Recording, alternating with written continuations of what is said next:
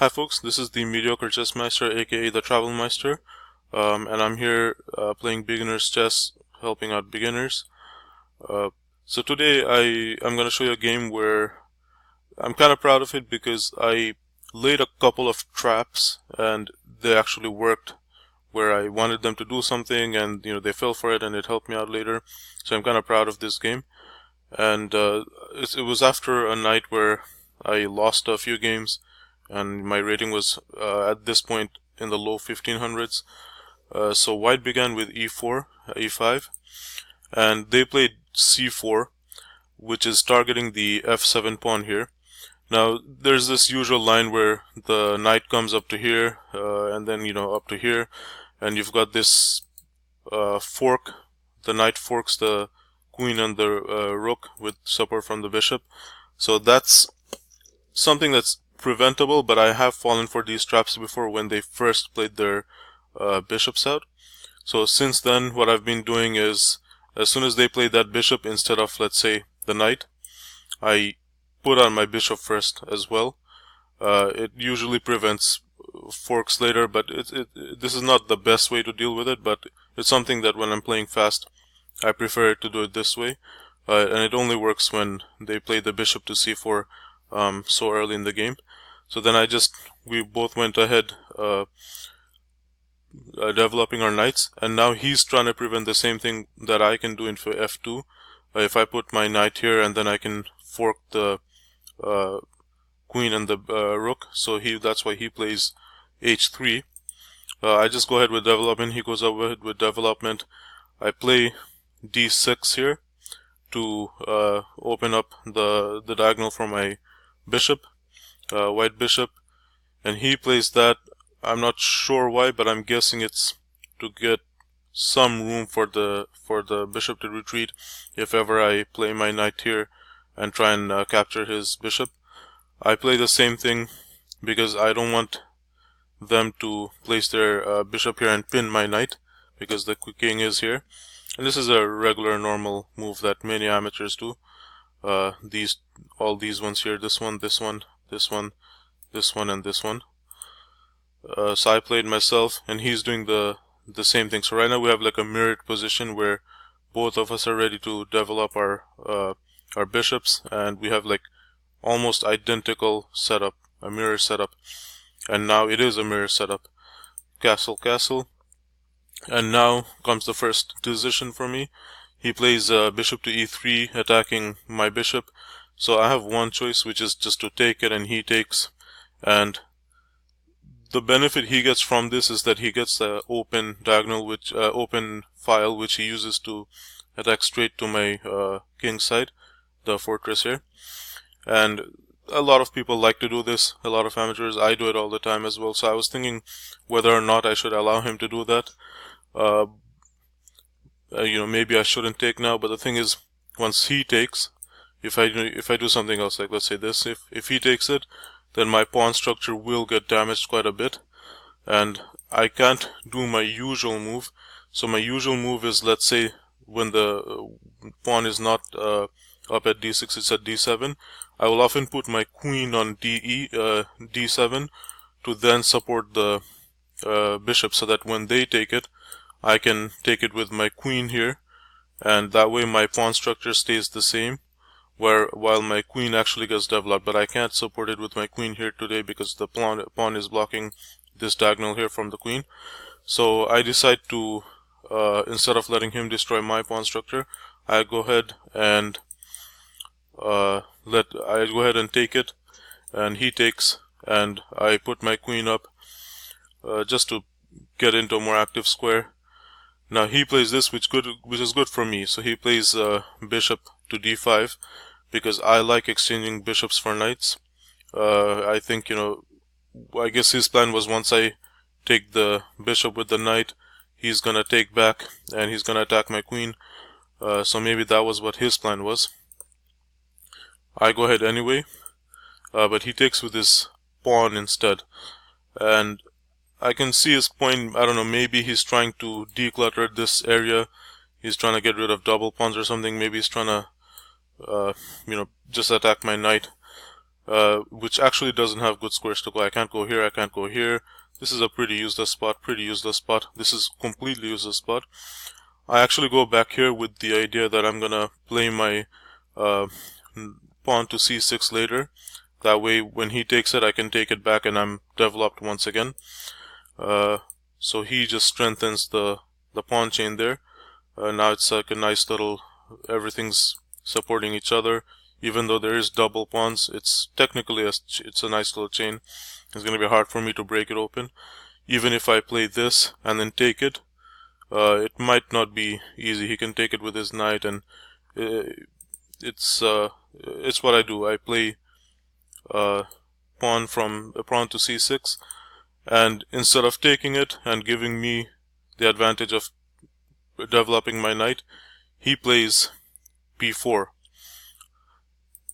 and I play b5. My idea is, if I can't get my knight to this square, I'm opening up my knight up to this square so that I can come here and then maybe at some point somehow get into here, you know, if this guy ever goes. Or, you know, it's just a little bit, just giving my own knight a little bit of space, because right now he's very, very cramped. So he takes advantage of, maybe, I don't know, maybe he thought that this guy's no longer supported by this pawn here. So he actually, after I play pawn to b5, he takes it. He takes on c6, and that gives me a chance to get my knight back in the game.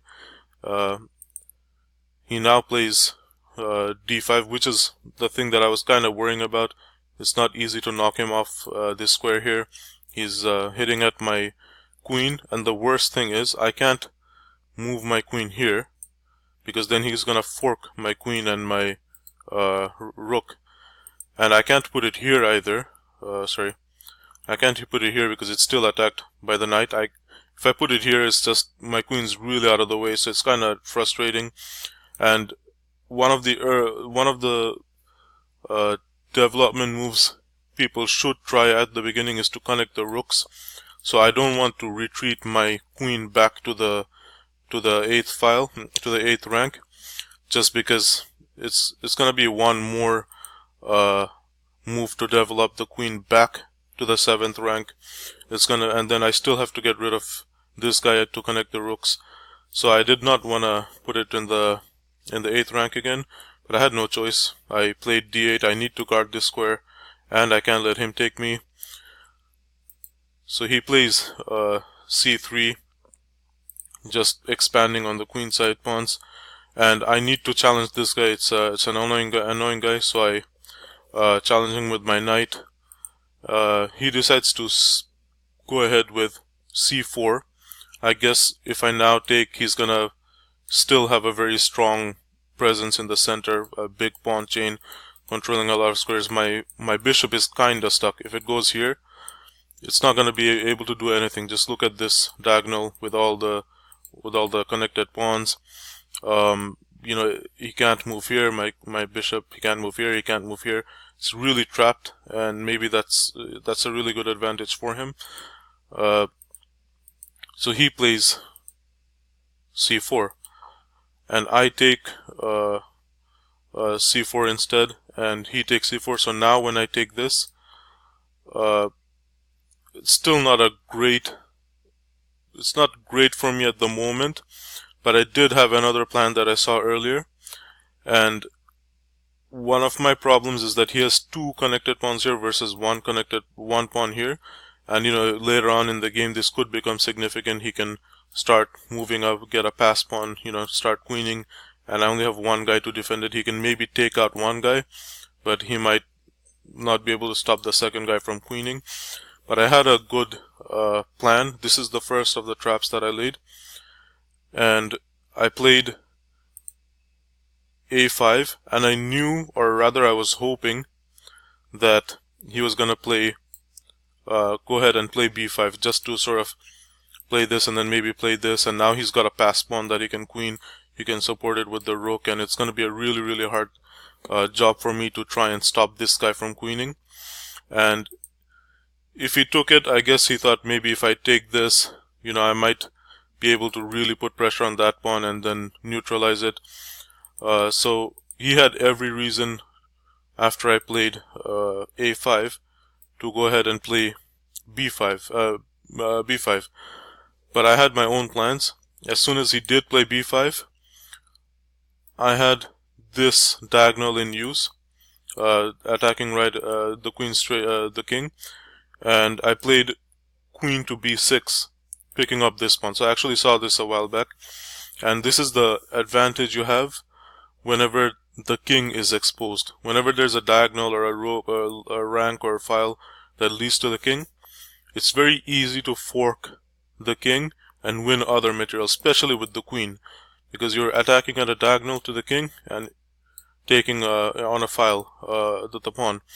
So this was the first trap, and I was happy it worked. He moved and I took it, and now he doesn't have a past. He doesn't have 2 versus 1 on the queen side. Like, a queen side majority for me is a really difficult thing to stop. So I managed to not only win a pawn, I managed to get rid of this majority on the queen side. So he plays b1, rook to b1, just challenging my queen. So now I have a few choices. I'm eyeing this guy, and I'm eyeing this is like a pawn chain, and this is the base of the pawn chain. So if you attack the base of the pawn chain, that's when you can really destroy the chain itself and quickly pick up a lot of pawns. So I was eyeing this guy, and I was eyeing this guy, and my queen was in a good active square where it was in a very good position to eye these 2 guys. This would have been the ideal move, because I could fork these guys and win one of them, but obviously the queen is defending this square, and that's kind of frustrating for me. So I went ahead and played c4, queen to c4. So I'm still attacking this guy, although I don't really have... I'm hoping somewhere along the line I can attack him. And luckily for me, maybe he didn't see me attacking this. So he played a4, because the queen is protecting it. He's stopping me from going ahead, and I'm pretty sure he just literally didn't see me and my attack on the queen side. The video is getting a bit long. I only have a 15-minute limit, so I will carry on in the second part. Please go ahead.